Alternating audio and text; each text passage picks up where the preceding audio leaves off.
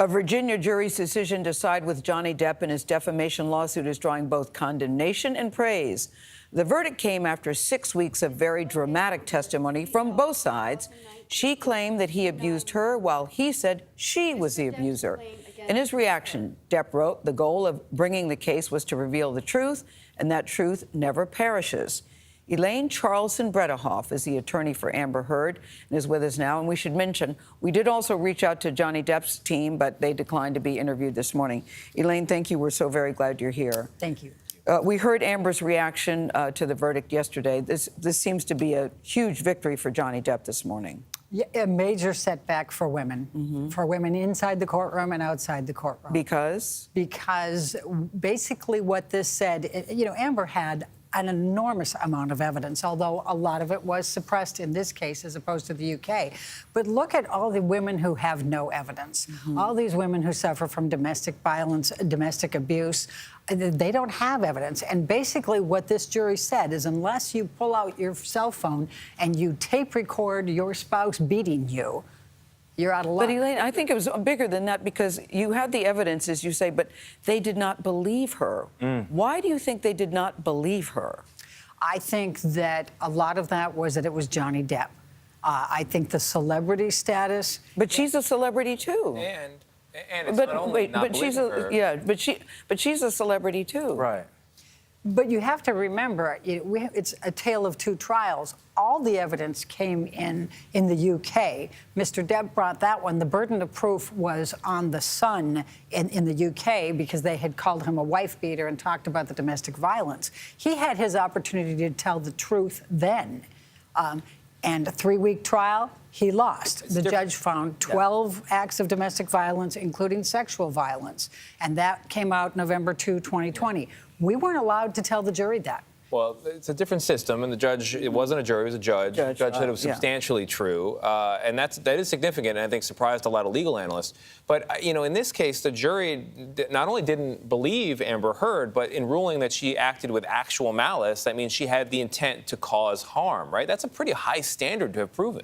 And it's pretty amazing since the op-ed never even mentioned Mr. Depp. You have to remember that. What they learned from the UK case is to demonize Amber, which is what they did, and to try to suppress as much of the evidence that came in the UK and did not come in the United States. But the other problem is we had cameras in the courtroom. So here we had, not only did we have a group of Depp fans that were there every day, 100 were allowed in. They lined up at 1 o'clock in the morning for their wristbands to be in that courtroom. But we had everything on camera, and we had tremendous social media that was very, very, very much against Amber. It was pointed out that that was the first time that a victim of sexual abuse had to testify on live television. And I fought hard and lost that battle. So, it should not have happened. So I am a former NFL player, and after a hard loss, it's easy to wake up and point to the other side.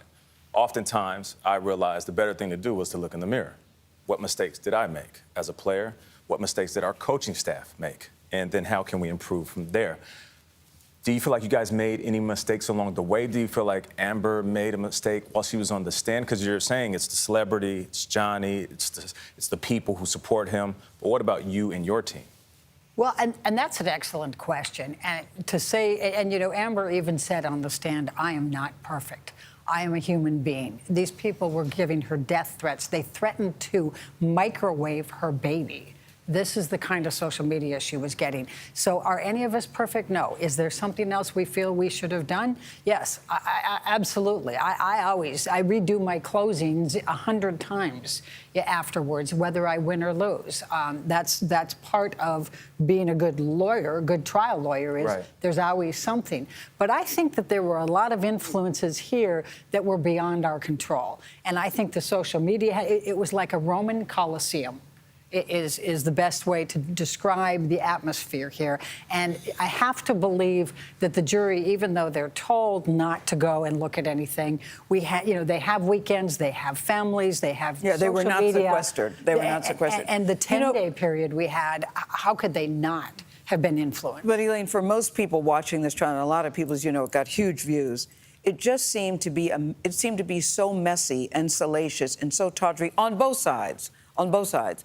And I think for a lot of people from the outside looking in thought both of them were not telling the truth and that they mutually abused each other.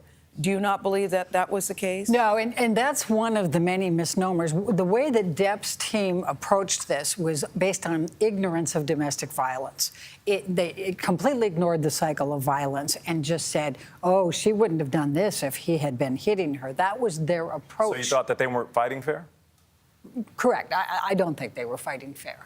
And you think Absolutely. Amber Heard is, in fact, a survivor of domestic violence? Yes, I absolutely believe that. And there's a tremendous amount of evidence, much of which did not come into this trial, did come into the UK trial. We even had more evidence. We had medical records. We had mental health records that went back to 2012 that were contemporaneous. We had text messages from Mr. Depp's assistant saying, when I told him that he had kicked you, he cried. So how That is she didn't come today, in. Elaine? How is she today? What is her heartbroken. next move? She's right. Well, her next move is appeal. There were But she's heartbroken. She is heartbroken. And one of the first things that she said when she came back from the verdict, when we went into the conference room, was, "I am so sorry to all these women."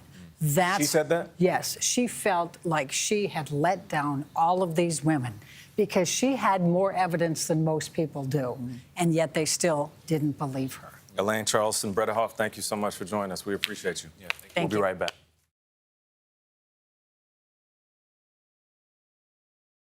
And we are joined now by Amber Heard's attorney, Elaine Charleston. Bredehoff, good morning to you. It's good to see you. First question, how is Amber doing? We saw her hearing that verdict. It took a long time to read. It was a sweeping verdict for Johnny Depp.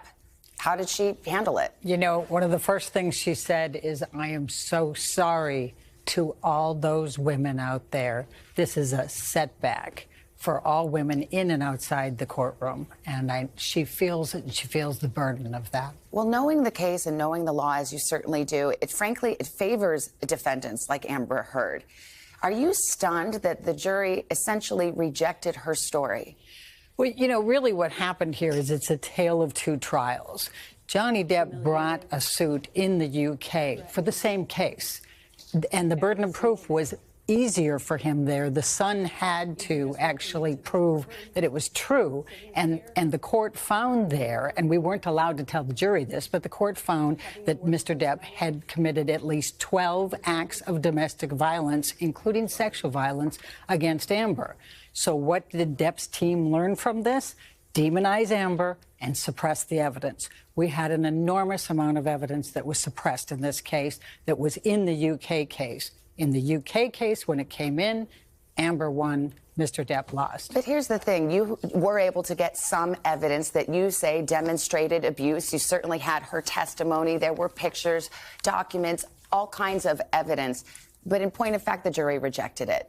You argued in your closing arguments that if they found even one instance of abuse, and it did not even have to be physical abuse, that they would have to find for Amber Heard. And they didn't.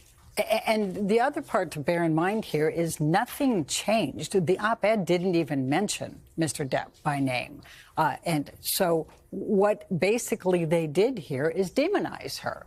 And they were able to suppress the medical records, which were very, very significant because they showed a pattern going all the way back to 2012 of Amber reporting this to her therapist, for example. We had significant amount of texts, including from Mr. Depp's assistants, saying, when I told him he kicked you, he cried. He is so sorry. That didn't come in. Is there any other way to interpret this verdict, though, that this jury, for whatever reason, and I hear you on some of the evidence that they didn't hear, listening to Amber Heard, did not believe a single word? You know, and that's because she was demonized here. A number of things were allowed in this court that should not have been allowed, and it caused the jury to be confused. We weren't allowed to tell them about the UK judgment, so the damages is completely skewed. There are no damages. It stopped at November 2, 2020, which is when the judgment came down in the UK. Let me ask you about social media in this case. Unlike any celebrity case, certainly I've ever covered or ever seen, social media was a part of this. And it was incredibly lopsided and vitriolic against Amber Heard. Do you think that had an effect on the case? Absolutely. You think jurors were aware of it? They weren't supposed to be. They're admonished every single day. Don't look at it. Do you think they did see it? How can you not? They went home every night. They have families. The families are on social media. We had a 10-day break in the middle because of the judicial conference. There's no way they couldn't have been influenced by it. And it was horrible. It really, really was lopsided. And I appreciate your saying that. It's like the Roman Colosseum, you know, how they viewed this whole case. I was against cameras in the courtroom, and I went on record with that and had argued against it because of the sensitive nature of this. But it made it a zoo. Does your client want to appeal? Oh, absolutely. And she has some excellent grounds for it. We even had tried to get the UK judgment in to dismiss his case because he already had his shot. And that's one of the issues, but also a number of the evidentiary issues. There was so much evidence that did not come in. Is she able to pay a $10.4 million judgment? Oh, no, absolutely not. Finally, in closing arguments, Amber's team argued that this would send a message, that it would send a message that no matter what you do as an abuse victim, you always have to do more. You need to be perfect in order for people to believe you if she did not get a favorable verdict. What message do you think this sends? It's a horrible message. It's, as I said, a setback. It's a significant setback because that's exactly what it means. Unless you pull out your phone and you video your spouse or your significant other beating you, effectively, you won't be believed. Elaine Charlson, Bretta Hoff, thank you very much for your time this morning. Appreciate it. Thank you. Hey, thanks for watching our YouTube channel. Find your favorite recipes, celebrity interviews, uplifting stories, shop our favorite deals, and so much more with the Today app. Download it now.